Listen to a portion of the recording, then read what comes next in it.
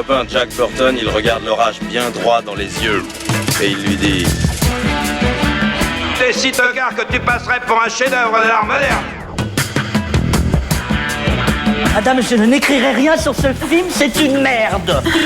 Merde. Ce sont les gars qui se prétendent normaux qui vous déçoivent. Les dingues, ça ne fait jamais peur.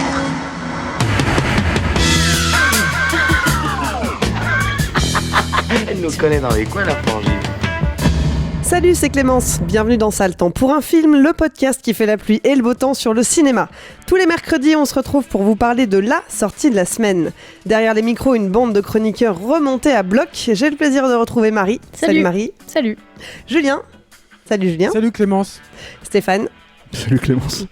Je regardais Julien qui me prenait d'inspiration pour dire salut. Et oui, il est très inspiré. Bah ouais. Je prépare mes entrées, moi. À la technique, celui qui est aux premières loges pour nous écouter râler et faire des blagues de très bon goût. C'est pas facile tous les jours, mais il nous supporte. Bonjour Alain. Salut Clémence. Et on dit merci à Latex pour l'habillage sonore. Cette semaine, ça va être un carnage. Et c'est même pas moi qui le dis, hein. Let There Be Carnage, c'est le sous-titre de Venom 2 qui débarque dans les salles cette semaine et dont on va parler aujourd'hui. On y retrouve Tom Hardy, alias Eddie Brock, qui cohabite toujours avec le symbiote Venom. Ces deux-là ont une petite vie de couple, tranquille, quelques engueulades par-ci par-là. Hein. Non, Venom, on ne mange pas les gens. Mais bon, globalement, ça va. Jusqu'au jour où Eddie croise la route de Cletus Kasady, un tueur en série qui va devenir l'hôte d'un autre symbiote, le fameux Carnage. Pour ce deuxième film du Sony Pictures Universe of Marvel Characters, on change de réal. Ruben Fleischer, qui avait mis en scène Venom, le premier opus de la série, n'était pas dispo, et c'est donc Andy Serkis qui reprend le flambeau. Andy Serkis, ou plutôt Monsieur Motion Capture, Gollum dans Le Seigneur des Anneaux, c'était lui, César dans La Planète des Singes, c'était lui aussi, mais Andy est également actif derrière la caméra, puisqu'on lui doit Breathe en 2017 et Mowgli, la légende de la jungle en 2018. Côté casting, on retrouve Tom Hardy donc, mais aussi Woody Harrelson dans le rôle du grand méchant qui héberge le symbiote Carnage, et puis aussi Naomi Harris, Michelle Williams et J.K. Simmons. En 2018, Venom avait connu un immense succès commercial malgré les mauvaises critiques de la presse. Il aurait rapporté plus de 850 millions de dollars de recettes mondiales. Est-ce que cette suite rencontrera le même succès auprès du public ? Venom 2 sort dans les salles françaises aujourd'hui, donc du côté des spectateurs, on va bientôt le savoir. Mais côté critique, eh bien, notre fine équipe va nous le dire tout de suite. Venom 2, est-ce qu'on va le voir au cinéma ? Attention, vous pouvez répondre juste par oui ou par non, on détaillera après. Julien ? Non. Ah non. Marie ? Non plus. Non. Bon, vous savez à quoi vous en tenir. Si vous ne voulez pas perdre votre temps, n'allez pas voir Venom 2 au cinéma, mais vous pouvez toujours nous écouter en parler. Bon, Venom 2, on ne va pas le voir au cinéma, c'est sûr. Qui commence ? Qui lance les hostilités ? Julien, je te vois... Pourquoi moi ? Bah sinon moi je veux bien commencer. Vas-y Marie, moi j'ai pas grand chose à dire donc ça va aller vite. Hein. Mais en fait j'étais presque à deux doigts de dire oui, allez le voir parce qu'en fait c'est presque un cas d'école tellement il y a rien qui marche dans ce film. Enfin je sais pas, moi j'ai pas compris à qui ça s'adressait. En fait à la base déjà pour le premier Venom qui était déjà pas bien. Il voulait partir sur un film rated R qui était donc censé être comme Logan ou comme Deadpool avec plus de violence et tout, et ils sont partis sur du PG-13 pour pas perdre le grand public, les enfants et tout. Du coup c'est des films qui sont censés être comiques. En fait moi ce film là il m'a fait penser à la scène du homard du premier, et enfin la scène des homards étirée sur tout le film en fait où Venom devient le ressort. Ce serait bien hein. Ah mais moi j'avais trouvé ça, non mais la scène des homards j'avais déjà trouvé ça tout pourri en fait, et ouais mais au moins il se passait un truc quoi. Enfin vas-y pardon. Mais du coup ouais, moi je trouve que en fait c'est un film qui est censé être drôle parce que Venom devient le ressort comique du film en fait. Il y a pas du tout la noirceur de Venom, il y a pas en fait même avec Andy Serkis à la réal je me disais il y a peut-être un truc avec Gollum Sméagol machin, il y aura peut-être quelque chose sur la dualité, le personnage déchiré entre lui-même, entre l'autre machin. En fait non pas du tout, il y a pas du tout ça, c'est juste il y a des scènes de tu t'en parlais tout à l'heure, c'est presque des scènes de comédie romantique en fait entre les deux avec des trucs ultra gênants. J'étais très très gênée pour Tom Hardy en fait, je comprends pas trop ce qu'il fait là, surtout qu'il est un peu à l'origine il produit, il est à l'origine de l'histoire et tout. Ah c'est son bébé hein. Ouais, et il a signé pour 3 films donc il est bien dedans jusqu'au cou et il a l'air très content d'y être, et moi je comprends pas en fait, j'ai jamais vu vu, en fait c'est censé être drôle, et j'ai jamais vu autant de blagues tomber à côté, j'ai pas ri une seule fois. La seule fois où j'ai ri, c'est de gêne en fait, mais vraiment j'ai ri du film et pas avec le film. Et ouais, je comprends pas à qui ce film est destiné, parce que moi j'ai pas lu les comics, mais je pense que vous en parlerez peut-être vous après mieux que moi, mais je pense que ça peut pas satisfaire les lecteurs de comics. Je pense pas que ce soit un film pour enfants, ou alors on prend vraiment les enfants pour des idiots, et c'est pas parce qu'ils sont jeunes qu'ils sont idiots, et il faut pas leur montrer des choses comme ça non plus. Donc en fait, je sais pas, et le film marche très bien aux États-Unis, je comprends pas. Et c'est comme pour le premier, je comprends pas, quoi. Il marche dans le contexte, parce pour l'instant, il a fait quand même beaucoup moins que le premier. Hein, donc, il faudra quand même voir, parce que là, l'exploitation a déjà chuté, hein, tu vois. Donc, évidemment, ça fait des chiffres comme ça qui sont impressionnants dès le début et tout. Il faut quand même voir sur la longueur si ça va tenir le coup, quoi. Du coup, tu peux tout à fait enchaîner, sauf si Marie a quelque chose à... moi j'ai dit que j'avais vraiment pas grand chose à dire, tellement je sais pas quoi faire de ce film, quoi. Mais je pense que c'est vachement dur de dire. On a un collègue qui s'appelle Simon Rio, là, qui aime bien, quand il sort des salles, il aime bien se fendre d'un petit tweet au langage fleuri et aux métaphores printanières. Et puis là, sur Venom, il a lancé un truc, alors je me rappelle plus, j'aurais peut-être dû le ressortir pour le préparer, mais vous le retrouverez facilement si ça vous intéresse. En disant ouais, c'est une honte, enfin c'est pas une honte, mais il dit je crois qu'il dit c'est un truc de fausse sceptique, enfin, comme si c'était une espèce d'immondice ubuesque, comme ça, un truc monumental, vraiment, voilà. Bah moi j'aimerais bien que ce soit le cas en fait, hein, j'aimerais bien, parce que je veux dire, les ratages, un beau gros ratage, c'est génial, hein, c'est beau, quoi. Je veux dire, quelqu'un qui tombe dans la rue, qui tombe juste, et voilà, qui sont un peu mal, bon voilà, mais qui tombe bien, tu vois, qui tombe en glissant comme ça, qui essaie de se rattraper et tout, c'est beau, c'est drôle, quoi. Là tu rigoles, il se passe quelque chose, quoi. Là il se passe rien, il tombe même pas en fait. Il y a je sais pas si ma métaphore du coup est parlante, mais il tombe pas, il y a rien, c'est morne. C'est un film, il y a rien. Moi, ce qui m'étonne en fait là-dedans, c'est que les mecs, et quand je parle des mecs, c'est le studio Sony, ils arrivent à prendre des talents. Quand même, c'est pas rien. Tom Hardy, c'est pas rien. Woody Harrelson, c'est pas rien. Andy Serkis, c'est pas rien. À la base, le casting est quand même... Robert Richardson... C'est pas rien, quoi. Enfin, c'est pas rien. Beltrami à la musique. Beltrame à la musique. Moi, je suis incapable de me rappeler du thème du film, quoi. Je veux dire, Beltrami, il y avait Numéris aussi qui est dans le casting et tout. Je veux dire, c'est des talents, ça. C'est des gens, ils trimballent des trucs, ils ont de la puissance. Avec un truc en plus comme Venom. Venom, c'est comme l'a dit Marie, normalement, c'est un personnage qui brise, de ce que je connais du personnage. Moi, je suis pas un gros connaisseur du personnage en comics, mais dans ce que j'ai lu, notamment chez Todd McFarlane et tout, c'est un personnage qui brise toutes les barrières, qui a aucune inhibition, et ils arrivent à en faire un truc tout morne. C'est tout morne. On te dit, en fait, Venom 2, on te dit, tiens, tu vas bouffer une bonne entrecôte bien saignante, là, machin, et en fait, c'est une saucisse Herta, quoi. Il y a même pas de porc là-dedans, c'est que de la farine, quoi, dégueulasse. Cuite, en même temps, t'aurais du porc dans l'entrecôte. Enfin, voilà, quoi. Je veux dire, donc voilà, il y a pas grand-chose, je trouve, effectivement, à dire au-delà de ça. Surtout, il y a un autre terme aussi que j'entends beaucoup sur le film, et je terminerai là-dessus, parce que je sens que par contre, Stéphane, il a à dire, mais qui est bouillie numérique. Et c'est pareil. Moi, je veux dire, donnez-nous de la vraie bouillie numérique. Je veux dire, donnez-nous du Loup-garou de Paris, du Spawn, du Mortal Kombat 2, enfin des trucs vraiment où les effets spéciaux ils sont tout dégueulasses, et puis voilà, parce que ça c'est rigolo, moi. Tu te marres, tu revois l'écran, tu dis waouh.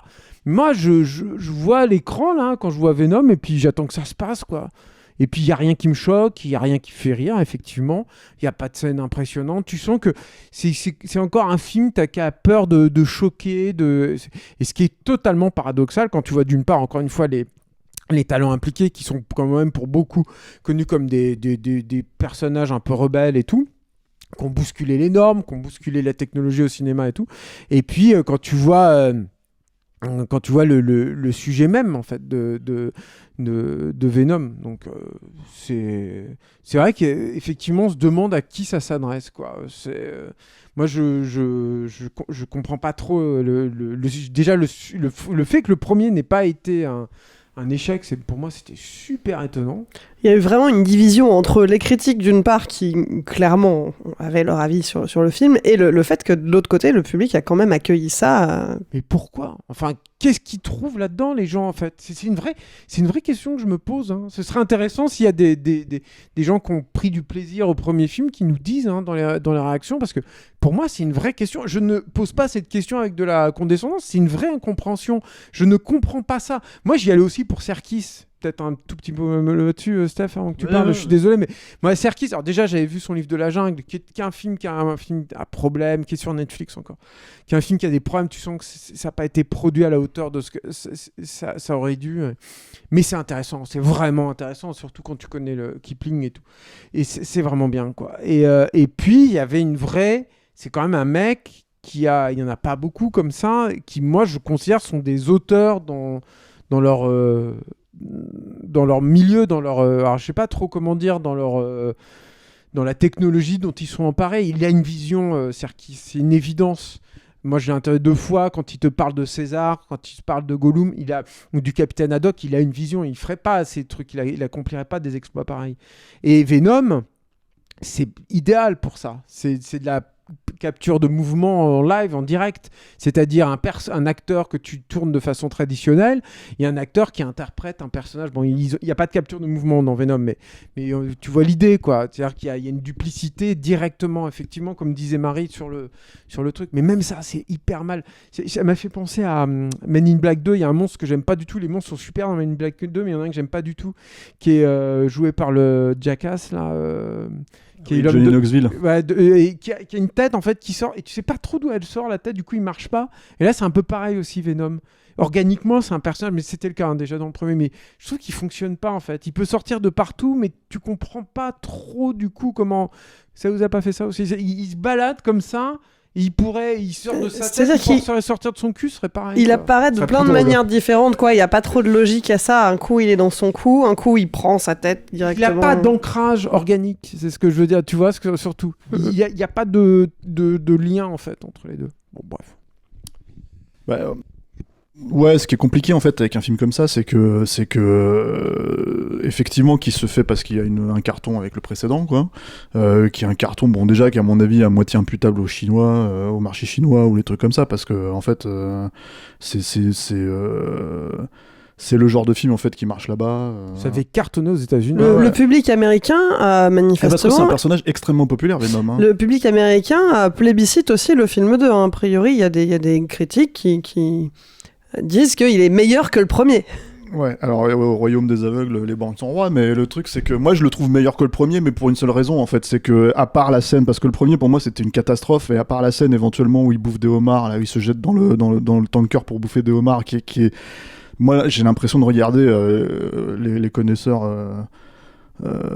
confirmeront ou pas, mais j'ai l'impression de regarder un Wong Jing, quoi. C'est-à-dire j'ai l'impression de regarder un film chinois, des années 90 complètement foireux là, et voilà, il y a pas ça, sauf que en fait tu sens que c'est ce genre de scène là que les mecs voulaient vraiment effectivement répéter, tu vois, pendant ce film là, en tout cas cette relation entre en tout cas Tom Hardy et Venom.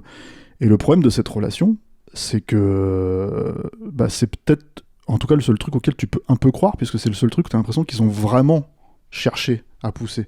Sauf que, je sais pas lequel d'entre nous, il y a quelqu'un qui a dit en sortant du film, quand on discutait, parce qu'on l'a tous vu ensemble en projo, mais en fait c'est pour les enfants. Ouais, c'est moi qui ai dit ça. Et c'est totalement vrai, parce que moi ça m'a débloqué, en fait, d'un seul coup j'ai compris le projet. C'est-à-dire qu'en fait je me suis vraiment dit, ah oui, en fait, je peux pas. C'est pas tellement, encore une fois, effectivement, comme l'a dit Marie, c'est pas l'idée en fait de dire que comme c'est un film pour enfants, forcément c'est bas du front. C'est pas ça la logique, mais c'est tellement. Les enjeux sont tellement au ras des pâquerettes, sont tellement enfin c'est même plus de la naïveté à ce niveau-là. Il n'y a pas vraiment d'enjeu en fait. Ouais. Donc voilà, donc on se retrouve dans un espèce de système. Moi, ça me fait discuter en fait la problématique de comment est-ce qu'on considère le cinéma aujourd'hui de manière générale. C'est-à-dire que en gros, il y a quand les gens te disent en fait le cinéma, il y en a marre de voir des films de super-héros. T'as plein de gens qui te répondent en général, oui, mais si tu veux aller voir, il y a ça, il y a ça, il y a ça, tu peux aller voir tel autre film, tu peux aller voir Annette de Léo Scarax, tu peux aller voir tu vois, la Palme d'Or, tu peux aller voir tout ça, etc. Mais en vrai, quand les gens disent on en a marre de voir les films de super-héros, les films de super-héros c'est le cinéma, c'est que tout fonctionne en fait en termes de comparatif à ça. C'est-à-dire t'as Marvel, t'as DC, Et puis après, t'as tous les trucs à côté en fait qui essayent de fonctionner dans ce sillage-là. Y compris en allant chercher des stars comme Tom Hardy. Et Tom Hardy lui-même, je pense, en fait, s'il est producteur sur un film comme ça, c'est que déjà, il n'était pas forcément, je crois, sur le premier, et il s'est fait enlever la plupart des scènes, il n'était pas content, il l'a dit ouvertement pendant la promo du premier film. Donc là, à mon avis, ils lui ont dit, bon, c'est quoi le film, il a cartonné, donc voilà ton poste de producteur. Et je pense, en fait, ce qui s'est passé, c'est que lui, ce qui l'intéressait, c'était de jouer le personnage. Je pense qu'il n'a pas vraiment cherché à savoir si ça s'inscrivait dans un grand plan général, quoi. Alors après, ça c'est peut-être son trip d'acteur. Moi, je pense que c'est plutôt son trip de superstar, c'est-à-dire qu'en fait, en gros, ça lui permet de s'asseoir un petit peu, tu vois, et de dire, bah, je vais me faire de l'argent avec ça, ou je vais me faire une street cred auprès d'Hollywood avec ça, quoi. Parce que, enfin, je veux dire, c'est quand même le premier qui se foutait sur la gueule avec George Miller sur Mad Max, tu vois. Genre, s'il y a un chef-d'œuvre dans la carrière de Tom Hardy, ça sera celui-là, et pour le reste de sa vie, probablement. Donc le truc, c'est que si tu te dis que le mec il est censé avoir une exigence sur Mad Max sur Hero, tu te demandes pourquoi il en a pas une sur Venom 2, quoi, tu vois. Et donc je pense que son trip il est là, tu vois. Et bon, enfin voilà, c'est moi à mon avis, ça ne s'explique que comme ça et qu'une question financière. La problématique d'Andy Serkis, elle est ailleurs par contre. C'est-à-dire que pour moi, normalement, un mec comme ça, vu le questionnement qu'il a sur comment t'es censé interpréter ce type de personnage-là, et vu comment lui il est capable d'être excellent dans des rôles en perf cap, et généralement pas forcément génial dans tout, en tout cas pas mémorable en fait dans les films où il apparaît normalement, c'est-à-dire enfin il est filmé, il est physiquement présent, on va dire, devant l'écran, c'est lui, c'est son enveloppe, etc. Bah en gros, si tu te dis, il y a un truc où, au fait, où il arrive à transférer son âme littéralement en fait dans comment dire, alors c'est un peu plus complexe que ça, je pense que Julien qui me regarde d'un œil torve, tu vois, ne sera pas forcément d'accord, mais en tout cas je pense qu'il y a cette dynamique. des choses dans ce podcast. Non, mais en fait il y a cette dynamique en fait où tu te dis, au moins à défaut de faire un film qui tienne debout, il y aurait au moins comment dire, cette capacité à faire acheter ça, et je pense que c'est pareil, je pense qu'en fait c'est le seul truc qui est plus ou moins entre guillemets réussi, c'est-à-dire pas sur le papier, pas à l'écriture, genre la relation bromance entre Eddie Brock et Venom, elle est juste catastrophique. Enfin, moi j'ai parié, on a parié une seule fois, je crois. En fait, c'est vraiment foiré. La salle n'a pas ri. Après, c'était une salle de journalistes. Ouais, mais les salles de journalistes. Enfin, moi, j'ai vu Avengers dans une salle de journalistes où ils étaient tous morts de rire. Donc en fait, ça fonctionne. Les journalistes de cinéma, quoi qu'on en dise, en fait, c'est le public. Et en fait, le truc avec ce film-là, c'est qu'effectivement, les gens n'ont pas rigolé parce qu'à mon avis, c'est pas des enfants. Bah, t'as l'impression qu'il y a cette volonté de faire une espèce de buddy movie. Oui. Il y a vraiment ce truc, mais oui, non, ça ne marche pas. Moi, je connais des enfants, ils rigoleront pas à ça. Oui. Parce que tes enfants sont bien élevés. Mais même au-delà de ça, en fait, c'est parce que effectivement, ça va pas assez loin ou quoi que ce soit, mais c'est surtout parce que, en gros, le relationnel, c'est en fait machin, en fait, c'est Venom qui part en fait quand il trouve des corps, il part en fait dans des rave parties, quoi. Ah, j'avais oublié ce moment ultra gênant. Et tu te dis, mais qui a réfléchi à ça ? Qui a en fait s'est dit, tiens, on va faire cette scène et cette scène elle va être cool, tu vois, et en admettant en fait, parce que moi c'est un personnage qui m'a toujours assez posé problème en fait, Venom dans le comics, c'est-à-dire que j'ai jamais trop trippé, et il y a tout ce truc en fait de questionnement autour de comment le traiter au cinéma qui s'est posé à l'époque de Spider-Man 3 de Sam Raimi, où en gros les gens étaient très peu satisfaits en fait du traitement du personnage, ce que je peux éventuellement comprendre si on aime la BD, mais en gros moi j'avais surtout un problème avec l'interprète en fait, qui était, comment il s'appelle, Topher Grace, qui était nul, et du coup comme c'est lui que tu voyais le plus en fait, en gros bah, tu pouvais pas acheter trop le personnage de l'autre côté, mais le truc c'est que le design, le fonctionnement du personnage, ce qui servait dans le film, pour moi ça allait, c'est-à-dire la créature, je parle vraiment de la créature, enfin je veux dire en 10 minutes, je suis désolé de prêcher pour mon héros, mais tu vois, en 10 minutes, Sam Raimi il arrive à faire ce que ni Serkis, ni Ruben Fleischer, ni je sais pas qui, en fait, ni Tom Hardy n'arrive à faire sur 2 films d'une heure et demie chacun. Et avec beaucoup plus d'argent, certes, mais une technologie qui était beaucoup moins évoluée qu'aujourd'hui, quoi. Voilà, donc c'est un film, en fait, qui est effectivement, tu te dis, bah, en fait, parce qu'on a vite fait, on a dit son nom, mais Robert Richardson, faut peut-être préciser qui c'est quand même, chef-op d'Oliver Stone, chef-op de Tarantino. Enfin, c'est un mec qui a une image. Les flaques de lumière surexposées avec ses images images hyper saturées, c'est lui. Voilà, et il y a un style qui se reconnaît. Et c'est un style en fait qui est absolument, alors c'est très comment dire, visuellement très tape à l'œil entre guillemets, enfin façon de parler, parce que moi je trouve ça assez fort quoi ce qu'il fait. J'aime beaucoup, en tout cas je suis très client. Et là en fait c'est du tout, en fait franchement tu lis le générique, mais comme Beltrami, tu lis le générique à la fin, tu fais ah putain c'était eux, mais d'où c'était eux. Et pour le coup Richardson c'est pas quelqu'un qui prend le chèque en général, donc c'est là où on questionne. En fait il y a un vrai questionnement de quel était leur intérêt en fait à eux de faire en fait ce film-là en Serkis et Richardson quoi. Mais je pense qu'il y a peut-être possiblement un projet derrière tout ça qui a attiré ces talents-là. Je ne sais pas à quelle étape, on connaît pas la vérité en fait sur une production de ce type-là. Et mais encore une fois, c'est je pense les notes de studio, la capacité des notes de studio à faire rentrer dans leur moule des talents aussi énormes et aussi avec autant de formes atypiques quoi. Alors j'en viens aussi à incroyable, un deuxième truc en fait qui est quand même intéressant à noter sur ce film là quoi, même si c'est dans le générique de fin, même si c'est une scénette très rapide. J'allais y venir. Voilà, il y a l'idée que en fait donc comme tu l'as précisé en fait, et je sais pas si c'est un terme officiel, comment tu l'as appelé, le Sony Pictures Marvel. Oui, c'est le terme officiel, ouais, tout à fait. Officiel, putain, les mecs ils à rallonge quoi. C'est je vais te retrouver le nom à rallonge exprès.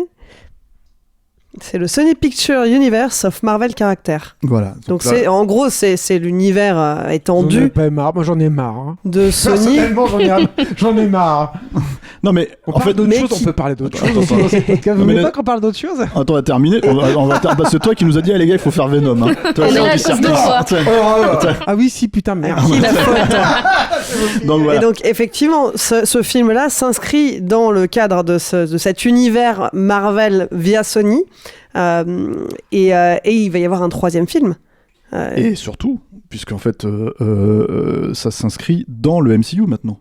Si tu suis la logique des choses, puisque le générique de fin fait référence à des événements qui sont dans Spider-Man Far From Home. Alors, c'est là où on spoil complètement. Voilà, parce que t'as dit J.K. Simmons au début. Effectivement, j'ai précisé que J.K. Simmons était au casting, puisque à la toute fin, dans la scène post-générique, on a habituellement, maintenant on est tous habitués dans ce genre de film de super-héros à ces scènes-là, on a la confirmation qu'il va y avoir un crossover entre Eddie Brock et Spider-Man, mais on ne sait pas encore comment. On sait juste que... je pense qu'ils savent pas comment non plus. Hein. Venom apparaîtra dans Spider-Man No Way Home.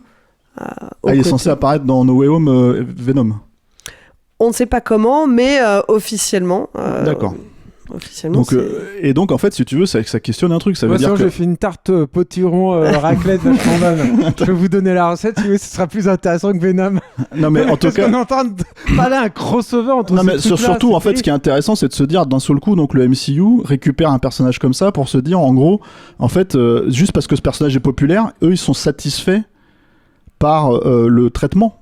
C'est là où en fait, où d'un seul coup, en fait, moi j'en reviens encore plus à questionner l'apport la logique artistique en fait d'une super méga franchise qui s'empile les unes sur les autres comme le MCU, tu vois, parce que d'un seul coup, en fait, je pense qu'il va apparaître dans les Spider-Man, mais pas forcément dans les Marveleries. Hein. Mais les Spider-Man sont censés faire partir du MCU. Ouais, mais enfin, c'est le point de liaison, en fait. Oui. C'est le point de liaison, mais... Je pense que, tu vois, dans la suite, par exemple, de l'animé, il a été évoqué la possibilité d'avoir un croisement avec justement le Spider-Man Live dans un des multiverses.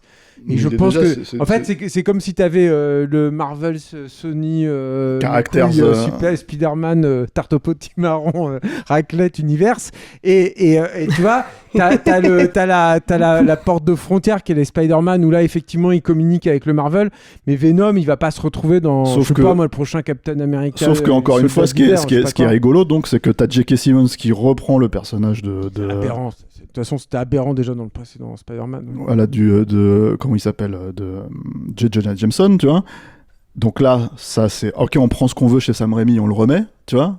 Mais Venom, on n'en veut pas parce qu'en fait, cette nouvelle itération, finalement, elle est beaucoup plus populaire. Le Venom de Spider-Man 3, on n'en veut pas, on va prendre celui-là, tu vois. Donc en fait, à un moment donné, d'un seul coup, tous ces empilements de trucs, tu te dis, mais j'aimerais... Et là, pour le coup, c'est aussi une question, puisqu'on a l'air de poser des questions aux gens directement dans les commentaires pour qu'ils nous répondent. C'est aussi une question de, en fait, ça vous fait vraiment triper? Est-ce que ça fait vraiment triper les gens de savoir que en fait, un personnage comme Venom va se retrouver dans le Spider-Man du MCU, que le Spider-Man du MCU va se retrouver là-dedans? En fait, vraiment, il y a tous ces trucs. Est-ce que c'est vraiment un enjeu intéressant où tu te dis c'est excitant, j'ai envie de voir ça en fait si tu veux dans le truc. C'est une vraie question parce que c'est vrai que tout ça nous est vendu. Enfin, je sais pas ce que si vous partagez mon avis là-dessus. J'espère que oui quand même. Non mais tout ça est vendu aussi par les titres des articles quoi. C'est-à-dire que moi je me souviens que le Let There Be Carnage là, le truc avec cette séquence post-générique, je m'attendais à un truc et je me disais ça doit être perçu par les gens comme un truc énorme parce que j'avais vu je sais pas moi sur Collider, peut-être même Vanity Fair, enfin j'en sais rien, mais tous ces trucs là j'avais vu des gros titres en disant ah là là c'est vachement étonnant et c'est courageux et voilà et ça annonce du lourd quoi. Mais en fait c'est vrai que tu te poses la question quand même, tu te dis mais en dehors de ça, de ce truc qui te crée une espèce d'événement de toute pièce parce que les attachés de presse sont vraiment très forts du Marvel Universe, est-ce que le grand public tripe ça vraiment pour de vrai en fait au final? Non, vous voyez ce que je veux dire? Moi, j'ai l'impression que c'est des trucs, comme tu dis, des titres d'articles, des trucs qui font du tweet et du retweet, et machin va apparaître dans tel film super longtemps à l'avance, et moi j'ai le temps d'oublier entre-temps d'ici que le film sorte, quoi. Tu vois, après, post-générique, tu vois, à part le shawarma finalement des Avengers, parce que j'aime pas, moi, cette séquence post-générique, mais celle-là, je vois qu'elle a créé quelque chose à cette époque-là. Que tu le veuilles ou pas, que ça te fasse chier ou pas, ça a créé quelque chose. Mais les autres, ce genre d'annonce comme ça... historiquement, Venom, il est présent dans le Spider-Man univers. Non, mais c'est un personnage Marvel, de toute évidence. Mais comme il y a deux façons de faire Marvel, puisqu'en fait, c'est une question de droit de personnage. Oui, complètement. Et c'est concomitant. Mais justement, est-ce que c'est pas ça qui crée aussi cette réaction et qui... Mais en fait, si le simple fait que Venom existe et que le simple fait que Spider-Man existe et qu'on te dit on va peut-être les mettre dans un film, on va faire n'importe quoi avec, tu vois, mais on va les mettre dans un film et qu'en fait, les gens font oh putain, il va y avoir un film avec Spider-Man, il va faire un film avec Venom, alors qu'en fait, ils en ont vu des films avec Spider-Man, ils en ont vu des films avec Venom, mais en fait c'est de la merde. Oui, mais pas ensemble. C'est de la merde, tu vois. Bah si, Spider-Man 3. Donc voilà, mais tu vois, c'est en fait vraiment l'idée de faire du cinéma par réseau social. C'est ça en fait qui est complètement dingue. Et autant en fait le MCU finalement arrive à créer des événements, parce que moi je pense qu'il y a un peu plus que le shawarma. Je pense que les gens quand ils voient le marteau de Thor à la fin de Captain America ou ce genre de truc ou vice versa, je sais plus. Enfin bref, ils sont contents quoi. T'es pré-Avengers en fait. Je parle surtout de ce qui s'est passé après. Certes. Tu vois. Mais en tout cas ils arrivent plus ou moins à générer une certaine excitation sur des bandes annonces, sur des machins, etc. J'ai l'impression que tous les autres personnes qui essayent de suivre le même chemin, en fait, ne créent rien, quoi. Il y a un réflexe pavlovien qui fait que les gens ils vont en salle. Et qu'ils attendent le générique de fin. Mais c'est vrai qu'en dehors de ça, je sais pas. Et sinon, ça dure 1h30. On n'a pas vraiment le temps de se faire chier, à part qu'on est en train de se demander pourquoi on regarde ça. Et en gros il n'y a pas d'action, ça faut le dire aussi peut-être aux gens, parce qu'il y a un moment donné tu vas voir t'as la séquence d'action finale dans l'église, voilà, qui est un peu mieux foutue je trouve quand même que celle du précédent, parce que le précédent c'était vraiment une bouillie numérique. Non, j'allais pas dire bouillie numérique, mais une bouillie en fait de symbiote en fait, donc d'un seul coup tu comprenais plus quel perso était quel perso et comment ils se foutaient sur la gueule, puisque t'avais l'idée que chaque créature quittait le corps de son hôte pour revenir dedans, donc en fait c'était vraiment irregardable, tu vois. Là c'est un peu plus soigné, c'est un peu plus voilà, c'est pas excitant pour dessous, faut être clair, mais ça tient un peu plus la route. Donc moi quelque part j'ai un peu plus une préférence sur celui-là que le précédent. Maintenant, c'est indigne de tous les talents réunis, et j'aimerais bien que Tom Hardy prenne une douche aussi, parce que là, à un moment donné, il y a un truc où je me dis c'est pas possible, il faut se laver là. Tu vois, je sais pas si leur délire à eux, c'est de se dire en fait Eddie Brock il est un peu machin comme ça parce que en gros il a Venom sur lui, alors qu'il est tout pouilleux. Tu fais non, il y a un problème. Dans Mad Max ça fait sens, mais pas là-dedans quoi. C'est horrible, enfin bref. Moi ça m'a gêné pendant tout le film. Alain est en train de décéder. L'hygiène de Tom Hardy dans ce film. C'est vrai que c'est pas la première fois que tu le dis à la sortie déjà. Tu mets du beurre. Ah non, mais l'hygiène de Tom Hardy dans ce film, elle me répugne, je le trouve répugnant. Moi j'aime bien Tom Hardy. Hein. C'était une petite chose quoi. Voilà. Non, bon, d'accord. Alors, je pense qu'on va pouvoir conclure sur l'hygiène de Tom Hardy. Alors, finalement, le fait qu'il y ait un troisième volet à ces films, c'est pas encore sûr. On n'écoutera pas Julien si on dit qu'il veut le voir. Moi, j'y vais si James Cameron le réalise. On fera ta tarte, Il y a des chances que... On fera ma tarte. Non, je ne sais pas qui ça sera, mais en tout cas, la porte est ouverte. En revanche, Sony Universe, tout ça. Ah oui, il y en a d'autres. Oui, ils ont d'autres films sur le feu, puisqu'il y a Morbius qui va sortir l'année prochaine. Ça a l'air super. Avec Jared Leto, qui est quand même le pire acteur au monde. J'ai hâte. Mais ça, peut-être que ce sera drôle. Enfin, ouais. J'ai envie qu'ils fassent des gros nanars là. Ils arrivent à même ça, ils arrivent à l'éviter quoi. Ils font suer à tout faire attention à tout là tout le temps. Donnez-nous du nanar enfin. Vous avez là, ils ont le potentiel pour nous offrir un beau nanar qui pue. Donnez-nous un nanar qui pue, qui sent la fausse sceptique comme il dit Simon là. Non mais donnez-nous, c'est ce qu'on fait. Voilà, et il y a Michael Keaton aussi qui jouera dans Morbius. Oh non putain. Ah bon, mais il est pas dans l'MCU lui aussi déjà. Enfin bon. Oh là là, ça me déprime. Et puis en 2023, Kraven the Hunter. Formidable. Vous êtes ravis de l'apprendre. Voilà. J'ai hâte. Bon, en attendant, si vous voulez quand même, malgré tout, vous faire votre propre avis sur Venom Let There Be Carnage, bien, le film est en salle depuis ce mercredi 20 octobre. Il va y avoir personne pour le répondeur. C'est pas possible. Si, c'est pas impossible. Tu crois ? On verra. Alors justement, on ne se quitte pas sans passer par la case répondeur. Le répondeur, c'est le moment où vous pouvez nous donner votre avis sur le film du moment. Vous avez aimé, vous avez détesté, vous n'êtes pas d'accord avec ce que nous on a dit, vous avez des arguments, dites-le nous. Pour ça, c'est très simple, il suffit de retrouver Capture Mag sur Messenger, enregistrer un petit message vocal et on le diffusera dans la prochaine émission. La semaine dernière, on recevait Julien Maury et Alexandre Bustillo qui venaient nous parler de leur dernier film Candy Chat. Il y avait tellement à dire qu'on les avait gardés 1h30 en interview. Et vous, dans tout ça, vous chers auditeurs, est-ce que Candy Chat vous a inspiré ? Qu'est-ce que vous en avez pensé ?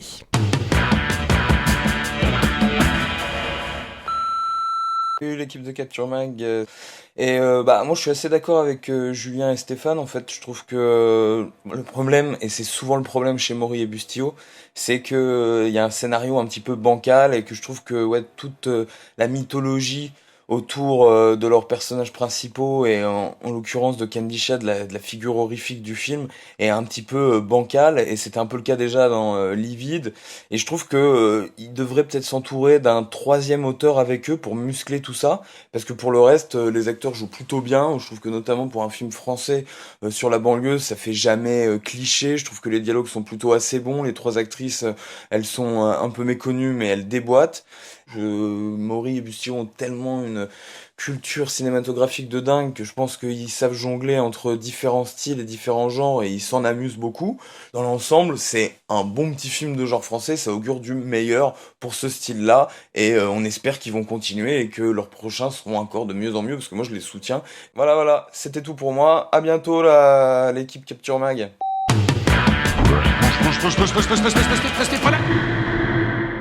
Ça le temps pour un film, c'est fini pour aujourd'hui. Julien, Marie, Stéphane, merci. Merci Clémence. Merci Clémence. C'était parfait, c'était magique.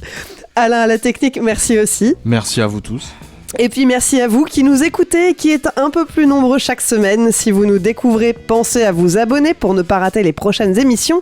Et si vous nous suiviez déjà, un petit rappel, on a changé de flux pour ce podcast. Pour continuer à nous écouter et ne rien louper, vous retrouverez tous les liens dans la description de ce podcast. Si cette émission vous a plu, vous pouvez nous donner un coup de pouce en contribuant à notre Patreon, ça nous aidera à grandir encore. Pour ça, rendez-vous sur patreon.com, mot-clé Capture Mag. Enfin, il y a plein d'autres façons de nous aider. Vous pouvez parler de nous à vos amis, relayer ce podcast sur vos réseaux sociaux, nous mettre des étoiles sur les applis de podcast. Surtout si vous venez de vous réabonner au nouveau flux, on a besoin de nouvelles étoiles pour nous faire remonter dans les classements. Et puis enfin, vous pouvez vous abonner à la chaîne YouTube de Capture Mag. Allez, je vous laisse, on se retrouve dans quelques jours parce que cette semaine, on a 2 émissions pour vous en stock. À très vite.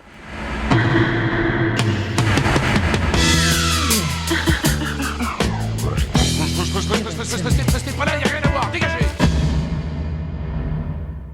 Alors tu prends 100 grammes de beurre, un peu fondu, d'accord, okay. Tu mets à peu près 300-400 grammes, moi je le fais un peu au pif de farine, voilà, d'accord. Tu mélanges bien, tu mets un peu d'eau, un demi-verre d'eau, pas plus, parce qu'après c'est trop collant, c'est pas pratique. T'étales ta pâte, puis tu la fais cuire un petit peu au four, 160 degrés, chaleur tournante si tu as. Parallèlement, tu prends une courge, tu la coupes en petits morceaux, tu la fais cuire à la vapeur, comme ça, d'accord. Bien cuite, la courge. Une fois qu'elle est bien cuite, tu vas l'assaisonner, alors ça c'est selon le goût, moi j'aime bien la noix de muscade. Vous aimez bien la noix de muscade? C'est bon la noix de muscade. Donc tu mets un peu de noix de muscade et tout dedans, tu l'écrases, ok, d'accord. Tu mets du poivre, évidemment, tu écrases au fond de la pâte qui est un peu cuite, mais pas trop, faut pas trop cuire la pâte et tout, surtout quand c'est une pâte maison comme vous venez de la faire. Et par-dessus, tu mets le fromage à raclette, voilà, et tu refais cuire un petit peu grillé dessus. C'est très bon, vous verrez. Bah, ça donne vachement plus envie que Venom 2. Bah attends, qu'est-ce que tu crois ? J'ai super faim maintenant.